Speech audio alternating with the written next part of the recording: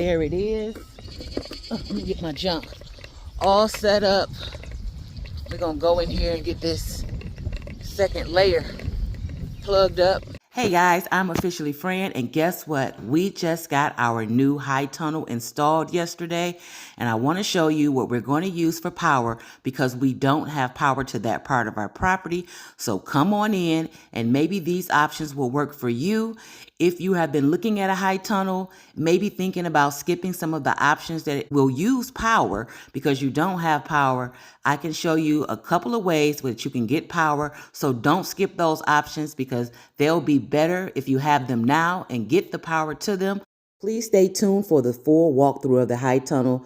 If you haven't seen the video of us installing the top cover, I'll link that below. Wow, just bask in the greenhouse.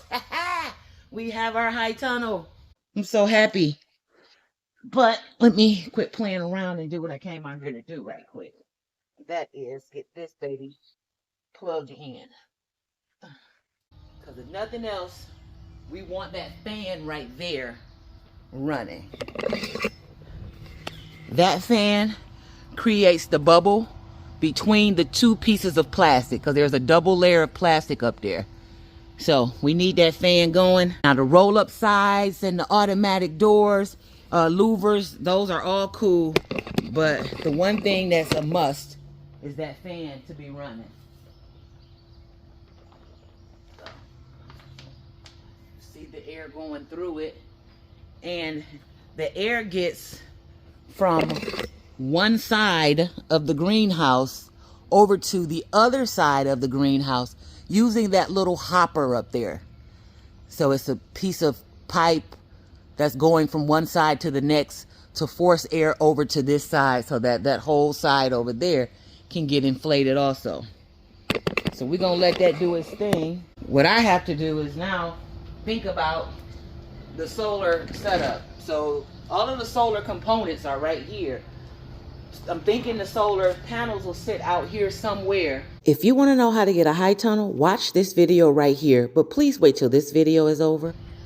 But it's figuring out where to sit them and how to mount them. So I got the solar panels here. They're not charging because they're not hooked up. So that's what I came out here to do, is kind of think through that part of it. Now I had to delete basically all of my video to the solar mount making because I needed it for the high tunnel and my phone was full and so was my camera. But we bought a solar panel kit, which is this box here that has 4 solar panels in it. We bought those from that company that is not paying me, but everything came with the kit. So when I say everything, that means that, let me put this down, hold on. When I say everything came with the kit, that was the solar panels, the mounts for the solar panels, the charge controller, the Bluetooth module, the fuse for the battery, the fuse for inline of the solar panels, a little bit of hardware, all of the cabling. We bought an extra piece of cabling, and the thermostat, which goes to the battery to make sure that the battery is not hot or whatever. All of that came with the kit. The kit did not come with a battery or an inverter. Now they do sell a kit that has the battery and the inverter, but we thought that we would buy those separate from the kit to save a little money and just not buy what they were giving us. So we bought our own battery, and now we're waiting on the inverter to come. But luckily we had this little Jackery box here, so we can use it until that comes, which should be today sometime. Now to hook this up, all that I did was I had some scrap 2x10 that I was going to make a bench out of. I just decided on the size and went with 24 inches because we have another mount that's in the front yard that's been there. I looked at it and said, oh, I can just build something like that. So I took 3 of these 2x10s. On the back of them, I ran a 2x4. Let me show you that. On the back, I ran a 2x4 on both sides, over there and over here, leaving space in the middle and on the ends. And I mounted the pieces of wood to the 2x4s to make it sturdy.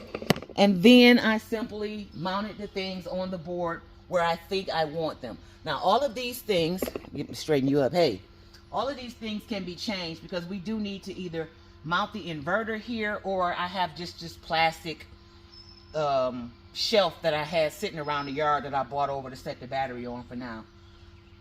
So I can move any of these things around this board. As you see, the board has plenty of room. It's just cords everywhere. So I thought that was a good size. Then I came in here, drilled a hole, and mounted one of these posts. And because the board was made, I put handles on it. All we had to do was hold the board up and give it 3 screws to mount it to the post. What this does is, in the event that I need to move this board or do any work to it, I can unscrew this board, grab it by its handles, lay it down, do any work I need to it, and put it back.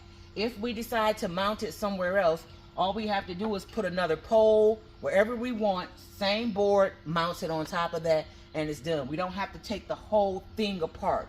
And I also, even though it's easier to work with this right here, I don't have to if I don't want to.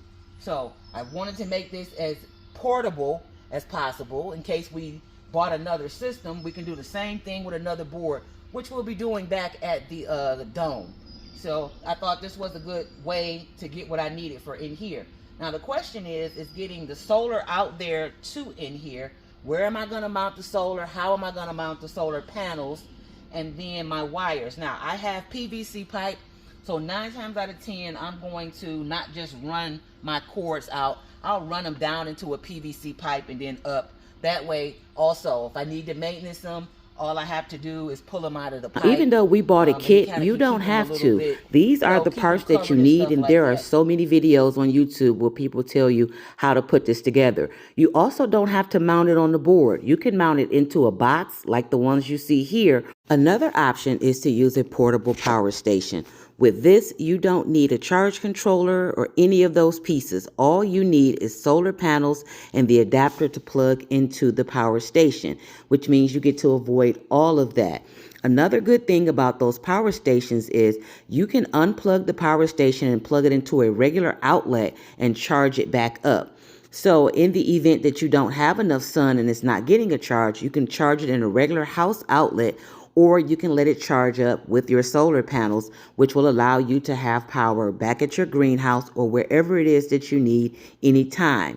Now with the batteries or the system that we're using, the solar panels keep the battery charged or storing energy. So when there isn't any sun, those batteries will still have energy, which will still power our fan and the other components inside of our high tunnel. So you have options either way you want to go with it. It's just a matter of your skill level. And I think that everybody should try at least one little solar setup. Easily go and look at another YouTube video. There are so many out there, solar for beginners, and I'm a beginner and we have it, so you can too. Now do me a favor, like, subscribe, hit the notification bell, and you have to come back to see me hook this whole system up and get all of the power running. Well, I think that wraps this video up. Thanks for watching. Don't forget to leave me a comment. Let me know what you think, and bye-bye for now.